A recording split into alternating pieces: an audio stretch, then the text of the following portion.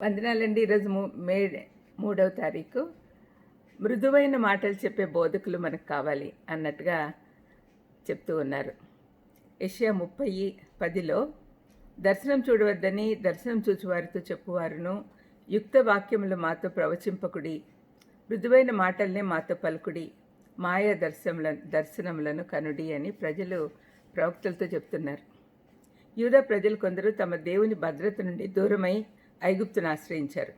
భద్రత కొరకు వెతుకుతున్న సందర్భంగా వారికి మంచి మాటలే వినాలని ఆశించారు. దేవుని ప్రవక్తలు చెప్పే సత్యాలు వారు అంగీకరించడం లేదు. చాలాసార్లు మనం కూడా నిజం వినేదానికి ఇష్టపడట్లేదు. సత్యానికి బదులు అబద్ధాలు, మాయా దర్శనాలు ఇష్టపడతాం. వాటి వల్ల ధైర్యం కలుగుతుంది. అబద్ధాలలో జీవించట కంటే సత్యాన్ని ఎదుర్కోవడం మంచిది. మనం సంతోషంగా ఉంటే చాలనుకొని అబద్ధాలతో సరిపెట్టుకోకూడదు.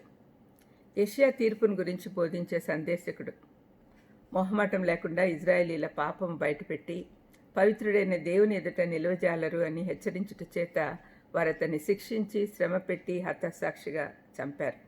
కొందరు రాసినట్టుగా హెబ్రీ 11:37లో రంపములతో కోయబడిరి అని చెప్పిన మాటలు ఆయన గురించి అని నమ్మచ్చు.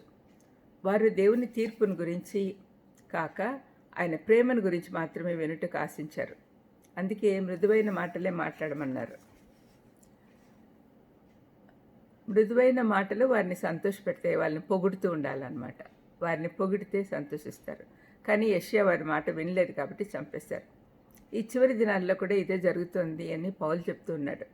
2 తిమోతి 4:3-4 వచనాల్లో చూస్తే పౌలు ఏమంటున్నాడు, ఎందుకనగా జనులు హితబోధన సహింపక దురద చెవులు కలవారై తమ స్వకీయ దురాశలకు అనుకూలమైన బోధకులను తమ కొరకు పోగు చేసుకొని సత్యములకు చెవినియ్యక కల్పనా కథల వైపు తిరుగు కాలం వచ్చును. యథార్థమైన సేవ చేసేవారిని ఈనాడు ఆహ్వానించడం లేదు.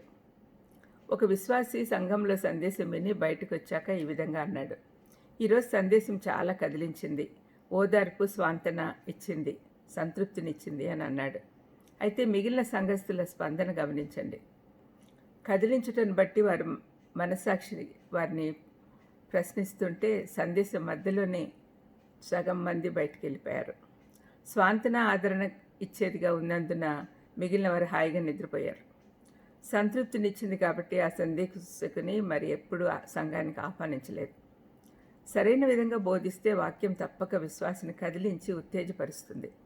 మృదువైన మాటలే చెప్పండి అని అడిగే ప్రజల మాటలకు లొంగిపోయి వారికి ఇష్టమైన విధంగా బోధించే బోధకులను మనం కోరుకోకూడదు. సత్యవాక్యము ధైర్యంగా బోధించేవారు కావాలి. అప్పుడే రెండంచెలు గల ఖడ్గమైన వాక్యము మనలను మారుస్తుంది. ప్రార్థన చేసుకుందాం. దయమైడ యేసునాయనా, అవును తండ్రి, ఈ కాలంలో ఇటువంటి మృదువైన మాటలు చెప్పే వాళ్ళు ఎక్కువైపోయినారు నాయనా.